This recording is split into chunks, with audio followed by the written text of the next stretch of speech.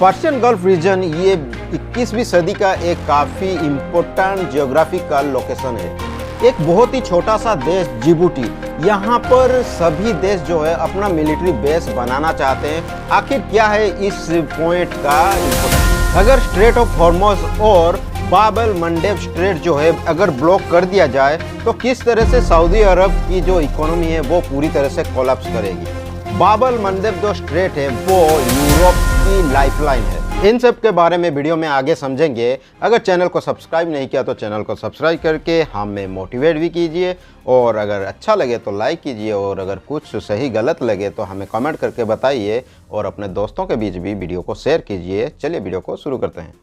ये जो दो पॉइंट्स हैं, एक है बाब एल मंडेब और एक है स्ट्रेट ऑफ हॉर्मुज, ये ईरान, इजराइल और अमेरिका के बीच चल रही वार में काफ़ी इंपॉर्टेंट रोल अदा करते हैं। ये लोकेशन पूरी दुनिया की लाइफलाइन है। लगभग आधी दुनिया इस रूट के ऊपर डिपेंड है। उनकी एनर्जी सप्लाई इस रूट के ऊपर पूरी तरह से डिपेंड है, और इसीलिए ये दो स्ट्रेट जो है वो काफ़ी चर्चे में है इस वार के बीच। इस वार में एक चीज़ तो सीखने को सभी को मिलेगी कि देश चाहे बड़ा हो या छोटा, स्ट्रेटजी यहाँ पर काफ़ी इम्पोर्टेंट रोल अदा करती है किसी भी वार के लिए, किसी भी वार को जीतने के लिए, या फिर किसी भी वार में अपना साइड मजबूत रखने के लिए। एक छोटा सा देश ईरान, जिसकी मिलिट्री पावर हो या फिर इकोनॉमिकल पावर हो, वो अमेरिका के सामने कुछ भी नहीं है, फिर भी वो अकेला देश यहाँ पर इजराइल और अमेरिका को कड़ी टक्कर दे रहा है वार में।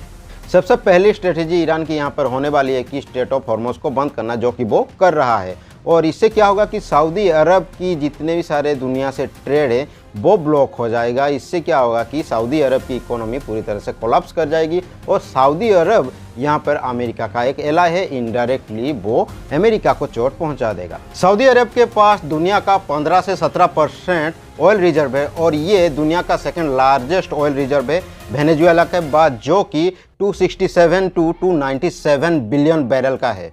सऊदी अरेबिया की 40% जीडीपी जो है ऑयल के ऊपर डिपेंड है। सऊदी अरब की 80% एक्सपोर्ट इनकम इन ऑयल से आता है। हम जो सऊदी अरब की लग्जरी लाइफ देखते हैं, ये सिर्फ इन ऑयल की वजह से ही है। ये जो strategic location straight of Hormuz है, ये सऊदी अरेबिया के लिए इतना इम्पोर्टेंट इसीलिए है क्योंकि सऊदी अरेबिया की जितने भी सारे बड़े बड़े ऑयल फील्ड्स हैं वो इन पर्शियन गल्फ बॉर्डर के पास ही है, और ये सबसे इजी रूट है सऊदी अरेबिया के लिए बाहर दुनिया के साथ ऑयल ट्रेड करने के लिए। ये स्ट्रेट ऑफ हॉर्मुज काफ़ी नैरो रास्ता, जो कि सिर्फ 34 किलोमीटर चौड़ा है। यहाँ से पर्शियन गल्फ के जितने भी सारे जहाज है बाहर दुनिया तक जाते हैं ट्रेड करने के लिए, और ये जो छोटा सा संकरा रास्ता है ये पूरी तरह से ईरान के कंट्रोल में है, और सऊदी अरब जो है वो ईरान का सबसे बड़ा राइवल है। इस स्ट्रेट ऑफ हॉर्मुज के पास जितने भी सारे छोटे छोटे आइलैंड है वो पूरी तरह से ईरान के कंट्रोल में है। अगर इस चौक पॉइंट को ईरान ब्लॉक करता है तो सऊदी अरब की जो इकोनॉमी है वो पूरी तरह से कोलैप्स कर जाएगी, और इससे बाकी देश भी इफेक्ट होंगे, जो कि हमें इस वार में देखने को भी मिल रहा है। इसी थ्रेट की वजह से सऊदी अरब ने अपने ईस्टर्न बॉर्डर से लेकर वेस्टर्न बॉर्डर तक करीब 1200 किलोमीटर की एक पाइपलाइन बिछाई है। इन पाइपलाइन की वजह से ईस्टर्न बॉर्डर से लेकर वेस्टर्न बॉर्डर तक लिमिटेड क्वांटिटी ऑफ ऑयल को पहुंचाया जाता है। फिर इस ऑयल को सुएज कैनाल के थ्रू यूरोप पहुंचाया जाता है।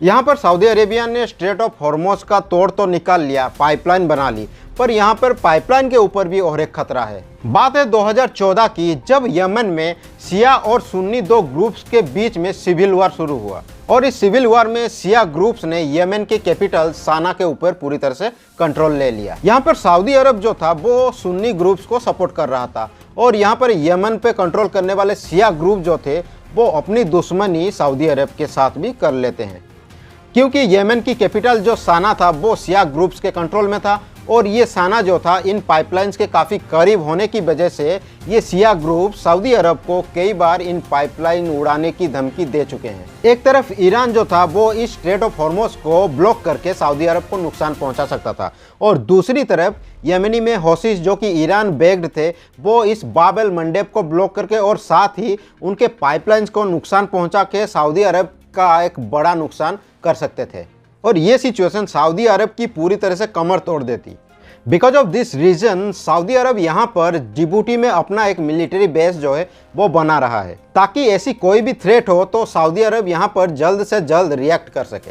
ये जो 2 चौक पॉइंट्स है ये पूरी तरह से एक तरह से ईरान के कंट्रोल में है और इसके जरिए ईरान यहाँ पर काफ़ी ज़्यादा फायदे जो है वो ले रहा है। यहाँ पे स्ट्रेट ऑफ हॉर्मुज के थ्रू इंडिया की भी ट्रेड होती है और इसी वजह से यहाँ पर कहीं ना कहीं इंडिया को भी कुछ ना कुछ नुकसान हो सकता है। इसी तरह से यूरोप के लिए ये जो बाब अल मंडेब है वो एक क्रिटिकल पॉइंट बन चुका है, क्योंकि रसिया और यूक्रेन वार के बाद रसिया से जो ऑयल यूरोप जाता था वो अभी फ़िलहाल के लिए बंद है।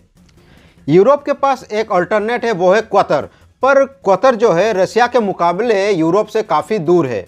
इसीलिए क्वातर जो है यहाँ पर अपने शिप्स में इन्वेस्ट कर रहा है ताकि इन नेचुरल गैस को वो ठंडा करके कंप्रेस करके ट्रांसपोर्ट कर सके यूरोप तक।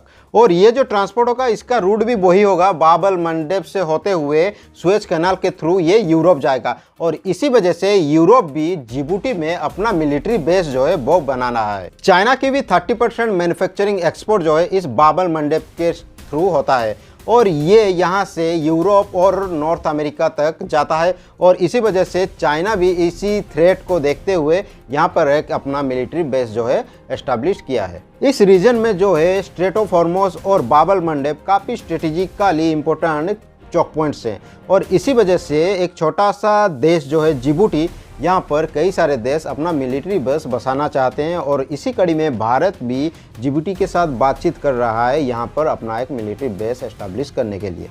आज के इस वीडियो में इतना ही, मिलते हैं अगले वीडियो में। चैनल को सब्सक्राइब नहीं किया है तो चैनल को सब्सक्राइब करके हमें मोटिवेट कीजिए और अच्छा लगा है तो लाइक कीजिए और शेयर भी कीजिए।